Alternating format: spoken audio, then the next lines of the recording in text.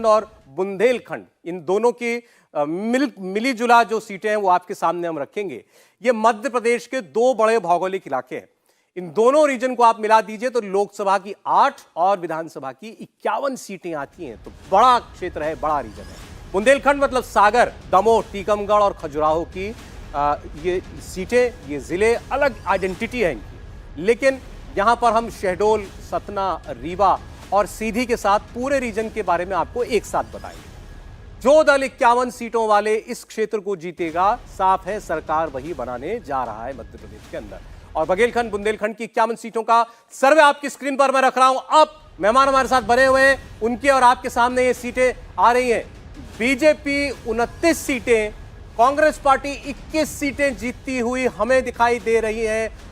बघेलखंड और बुंदेलखंड में बीजेपी यहां पर बाजी मारती हुई दिखाई दे रही है। यहां बेहतर प्रदर्शन बीजेपी करती दिख रही है। कांग्रेस पार्टी से 8 सीटों का फासला इस अंतिम इलाके के अंदर दिखाई दे रहा, और यह गैप डिसाइसिव, निर्णायक गैप साबित हो सकता है। हमारा ओपिनियन पोल कम से कम इस निष्कर्ष पर पहुंचा है। और इसी के साथ आप देखिए, पूरी 230 सीटों का सर्वे आपकी स्क्रीन पर आ चुका है। भारतीय जनता पार्टी हमारे सर्वे के मुताबिक मध्य प्रदेश में एक बार फिर पूर्ण बहुमत की सरकार बना सकती है। कांग्रेस पार्टी पिछड़ रही है इस चुनाव में भारतीय जनता पार्टी से। 2018 में सीटें जो आई थी, कांग्रेस पार्टी की ज्यादा सीटें थी। इस बार लग रहा है कि सर के बल वो आंकड़ा खड़ा हो गया है। जहां पर बीजेपी 2018 में थी, आज कांग्रेस पार्टी पहुंचती हुई दिखाई दे रही है और भारतीय जनता पार्टी हाफ पे मार्क को क्रॉस करती हुई दिखाई देती है। ऐसा हमारा सर्वे इशारा कर रहा है। सीटें आपकी स्क्रीन पर एक बार फिर मैं रख रहा हूं, जरा नजर रखिएगा। भारतीय जनता पार्टी 119 सीटें जीत सकती है, कांग्रेस को मिल सकती हैं 107 सीटें, 4 सीटें अन्य को मिलती हुई दिखाई दे रही हैं। वोट शेयर की बात कर लेते हैं, किस पार्टी को कितना वोट, कितना अंतर है।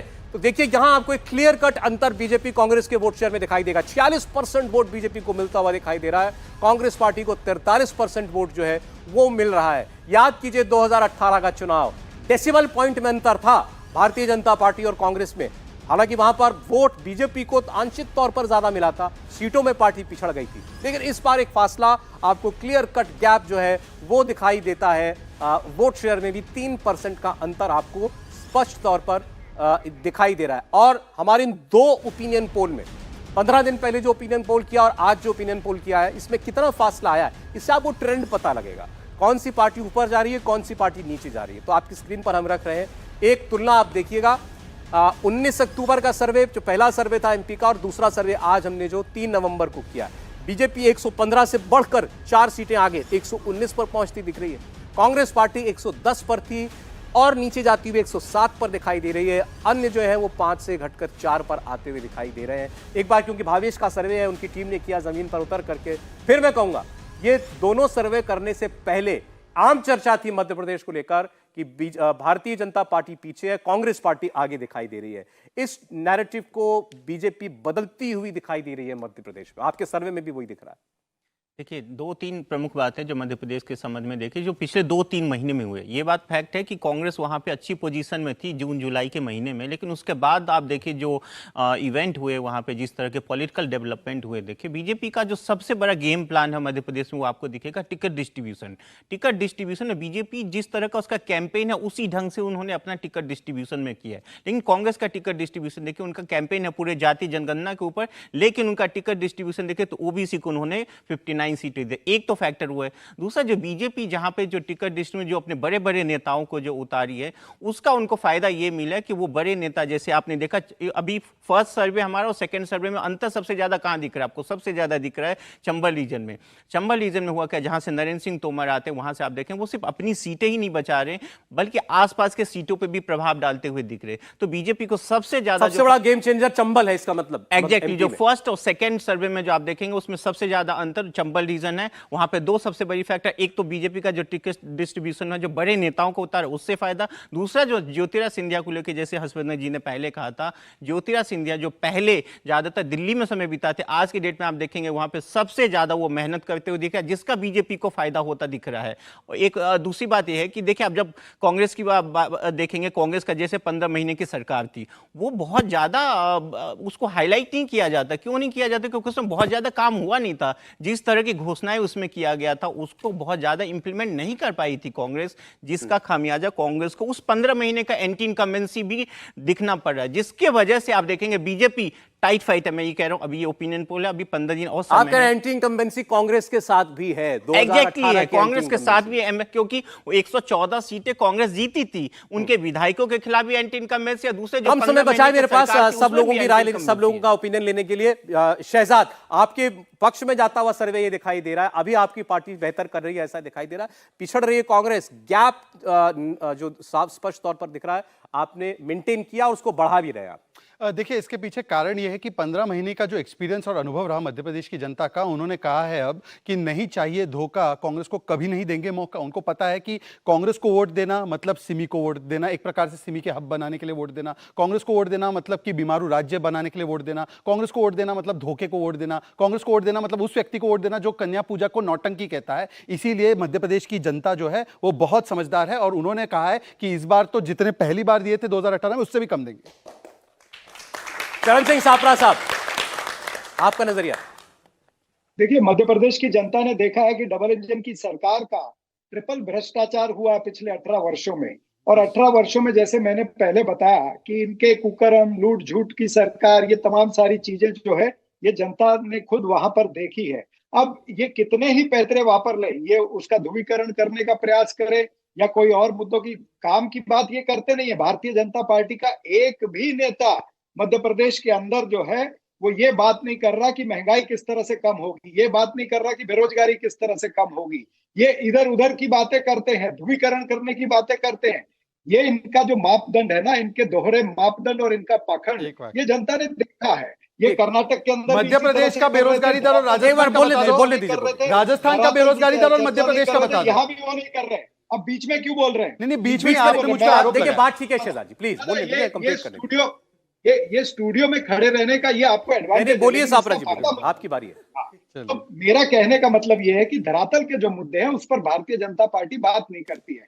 कर्नाटक में भी यही हो रहा था, बजरंग बली से लेकर के सारा इन्होंने पैतरे सारे अपनाए। मोदी गारंटी वहां भी थी, ठीक है सर। मोदी गारंटी सर देखिए, यहाँ तो अब जो नतीजे हैं हम उस डेटा पर बात कर सकते हैं सापरा साहब। डेटा के हिसाब से तो दिख रहा है कि आप पीछे, बीजेपी आगे सरकार बनाते हुए दिख रहे हैं, हमें सर्वे में ऐसा लगता है। आप इससे सहमत होंगे मुझे मालूम है। एक चीज पर मैं आपकी राय चाहता हूं कि जो चंबल का इलाका था, ज्योतिरादित्य सिंधिया जिन्होंने 18 में आपकी सरकार गिराई और इनकी बनाई, इस बार सर्वे में ये ऐसा लग रहा है कि वही चंबल जो है वो महत्वपूर्ण होता हुआ दिखाई दे रहा है, डिसाइडर बनता हुआ दिखाई दे रहा है, क्योंकि बीजेपी बहुत पिछड़ी थी वहां पर, अब थोड़ा बेहतर करती दिखाई देती है। ज्योतिरादित्य सिंधिया का फैक्टर उसमें महत्वपूर्ण है। नहीं, मुझे नहीं लगता। देखिए, 2018 में जो कुछ हुआ, जिस तरह से भारतीय जनता पार्टी ने चोरी की सरकार बनाई, जिस तरह से भारतीय जनता पार्टी ने खोखो का आदान प्रदान करके सरकार बनाई है, तो धरातल पर लोगों ने देखा। यही कर्नाटक में हुआ था, लोगों ने इनका साथ दिया कि नहीं दिया, ये आप सबके सामने है। तो यहां पर भी यही होगा, जनता इनका साथ नहीं देगी, क्योंकि जनता को पता है कि ये चोरी से सरकार बनी है और अब चोरी से सरकार वापस नहीं बनेगी। चले सर, ठीक है सर, अब वो हम 3 दिसंबर को डिसाइड करेंगे। हर्षवर्धन जी और संजीव जी की राय मैं ले लूं। संजीव जी की पहले, देखिए, चंबल नहीं बनाई थी पिछली बार कांग्रेस की सरकार, जब पहले कमलनाथ मुख्यमंत्री बने, फिर दिग्विजय, माफ कीजिएगा, ज्योतिरादित्य सिंधिया आ गए तो बीजेपी की सरकार बनी, और इस बार भी लग रहा है चंबल सबसे ज्यादा महत्वपूर्ण है।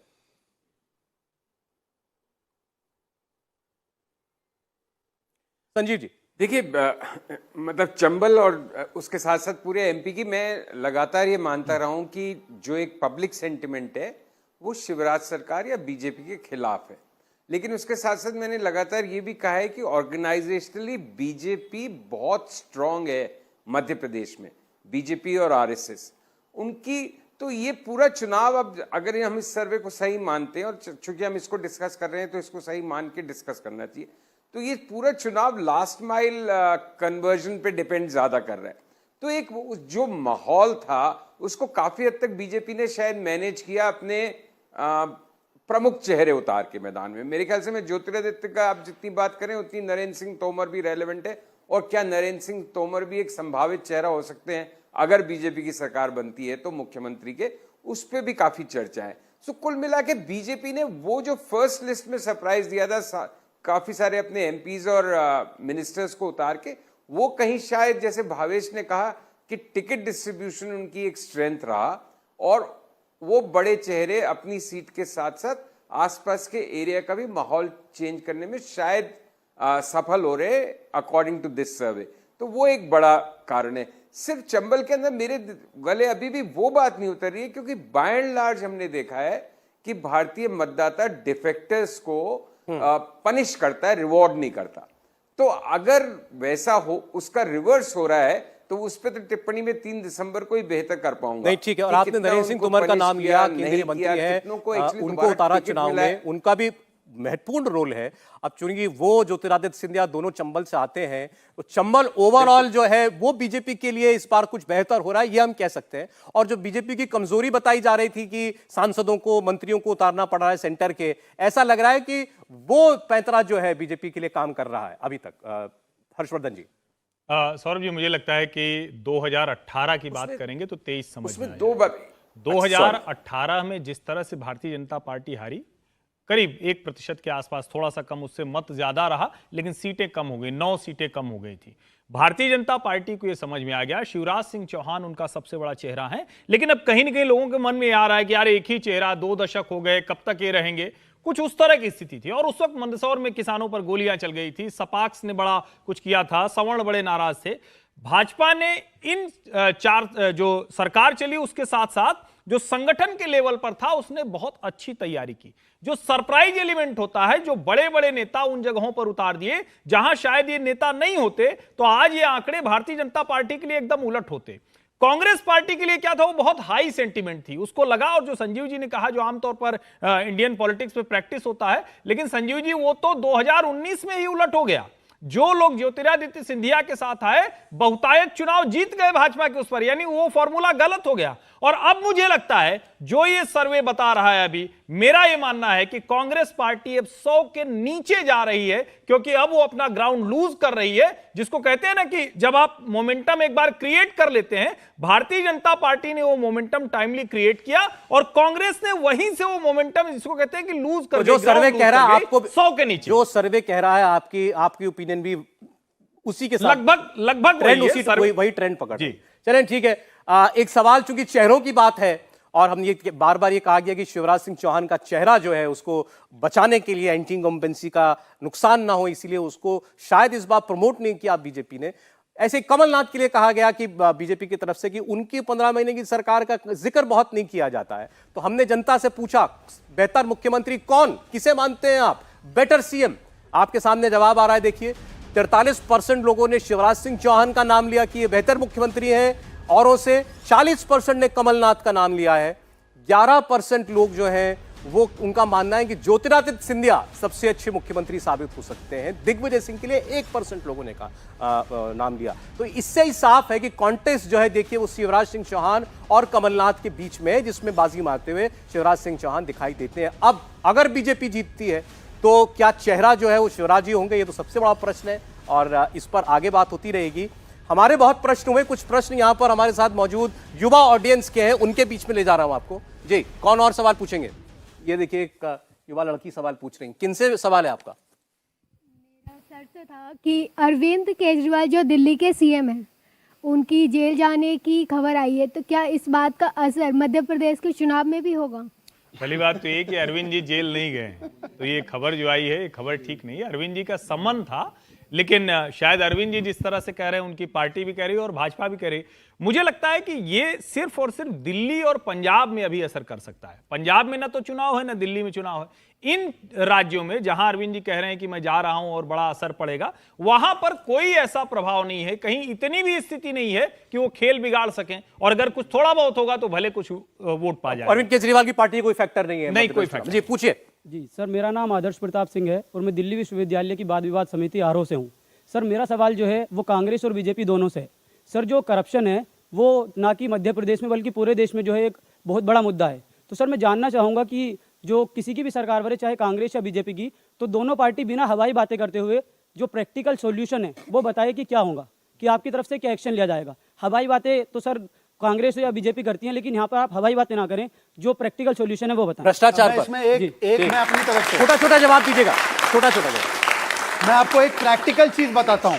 इससे पहले हमारे देश में एक प्रधानमंत्री थे, बोलते थे 1 रुपया भेजता हूं 85 पैसे खा जाते हैं बिचौलिए। हमने डीबीटी और जैम ट्रिनिटी के माध्यम से ऐसी व्यवस्था बनाई कि आज जो लाभार्थी है उसके अकाउंट में सीधा पैसा जाता है। 25 लाख करोड़ मोदी जी ने प्रधानमंत्री होने के नाते भेजे गरीबों को, 25 लाख करोड़ पहुंचे और 2.5 लाख करोड़ इस देश का बचा तो वो जैम ट्रिनिटी और डीबीटी की वजह से बचा। मतलब अगर कांग्रेस की सरकार होती तो 20 लाख करोड़ करप्शन में चले जाते। देखिए भ्रष्टाचार पर क्या किया बता रहे हैं बीजेपी वाले। कांग्रेस से सापड़ा साहब भी बता दें। देखिए, भारतीय जनता पार्टी ने मध्य प्रदेश में 4 लाख करोड़ से ज्यादा यहाँ पर इन्होंने कर्ज लिया है और 50% कमीशन खोरी उसमें है। कांग्रेस की सरकार आते ही हम ये 50% कमीशन खोरी को बंद करेंगे। ऑटोमेटिकली 2 लाख करोड़ 15 महीने क्या किया आपने? और ये जो जेल डाल हमने देते। स्कीम अनाउंस करी है वो सारी स्कीम को हम उस पैसे से इंप्लीमेंट करेंगे। 15 महीने में क्या हुआ ये जनता को मालूम है। आगे करेंगे, अभी कुछ नहीं किया। 11.5 हाँ तो जीतेंगे तब न करेंगे। 15 महीने सरकार थी मान्यवर, तब क्या किया? 15 महीने सरकार थी। व्यापम तो आप पुराना गाना गा रहे हो। 11 महीने में हमने किया अच्छा काम। व्यापम में किया एक जो भाजपा आप के नहीं नेता कर का नाम सके। बताओ जिसको जेल में डाला। हमने भ्रष्टाचार मिटाने का प्रयास किया। चरण जी, आपने 18 आप साल में अच्छे मध्य व्यक्ति प्रदेश हैं, को कांग्रेस लूटा में है। अच्छे हैं। अब 18 वर्षों एक में चलिए ठीक है क्या किया है? सर चलिए ठीक है। 18 एमपी पर वर्षों हमने में बात, यहाँ आप उनको उकसा रहे हैं क्या कि किसान है, आ गए तो हमको जेल में अरे डाल ऐसा दिया सुनिए, जाए। रह जाए। ऐसा सुनिए, चलिए, ऐसा ठीक है। सुनिए, चलिए, एक श्वेता जी बार को। इनकी ये जो झूठ की दुकान है इसको बंद लगना चाहिए, ताला लगना अच्छा चाहिए। चलिए ये सचिन, झूठ लग रहा है पूरे देश। अभी मध्य मैं तो प्रदेश कह का रहा हूं, सर्वे तो मैंने ऊंची आपके दुकान सामने रख फीके दिया। पकवान। सर्वे कहता है आगे भाजपा सरकार बन सकती है भाजपा की, और ये हुआ तो बड़ी उपलब्धि होगी। लगभग 2 दशक से वहां पर भाजपा की सरकार है।